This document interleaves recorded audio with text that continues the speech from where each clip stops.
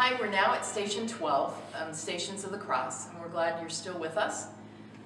This is Jesus dies on the cross. So as Rebecca said in the last station, now it's even heavier than it has been the rest of the stations. In this image, we see Jesus on the cross, and we see two people with him. This, we assume, is Mary, his mother. We assume that because of the blue. She's often dressed in blue, and because, again, we saw earlier in one of the stations that she was present with Jesus. This is probably John. Now we finally have a disciple that has shown up in these pictures, and he is mentioned. He is the only disciple that's mentioned in the gospel stories about the crucifixion.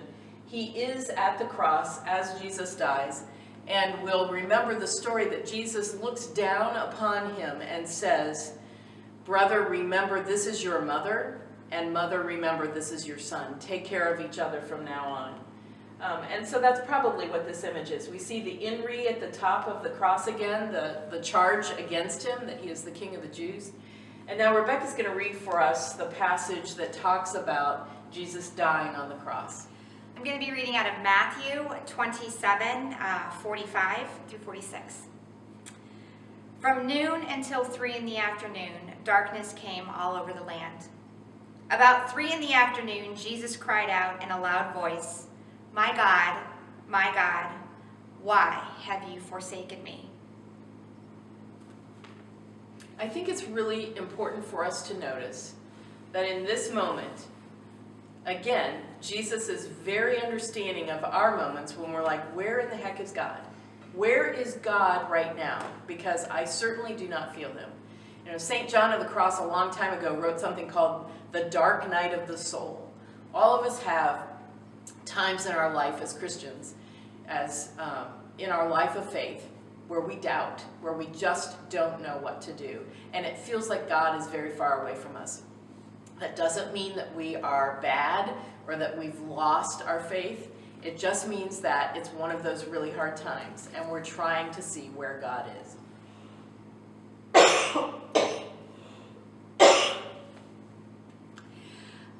I think that the darkness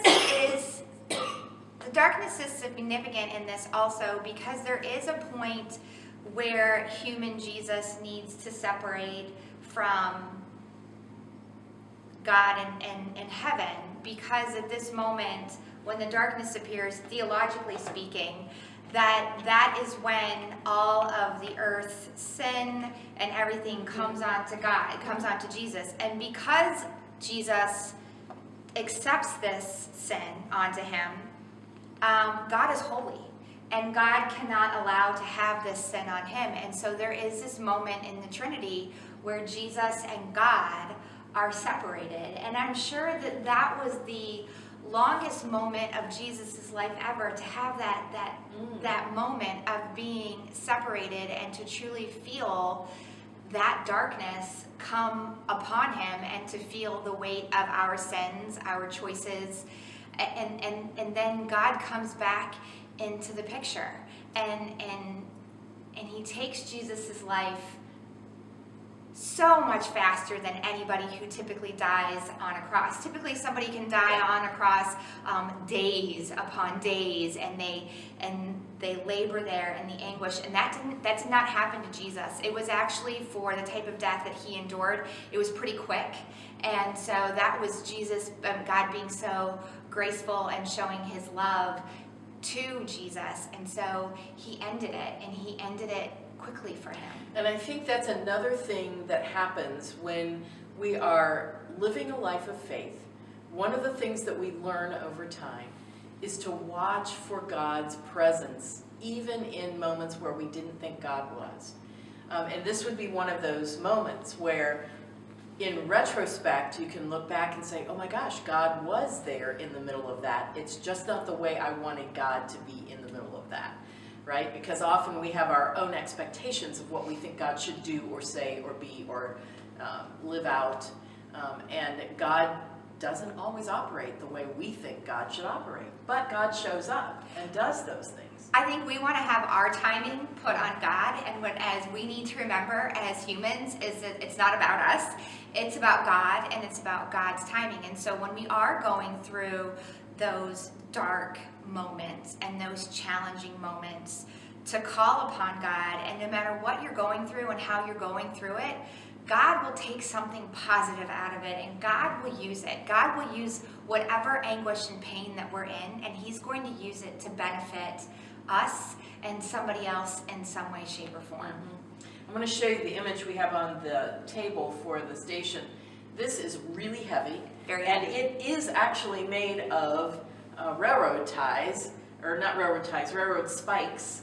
But it represents the cross. You can see how beautiful it is, and the crown of thorns that is put on it. It's just a really beautiful piece of artwork that reminds us of Jesus dying on the cross. The other thing that's important about this station is it identifies Jesus as fully human as well as fully divine. And there are over many, many years, part of the history of Christianity is this big debate about, did Jesus really die, or did he just pretend to die?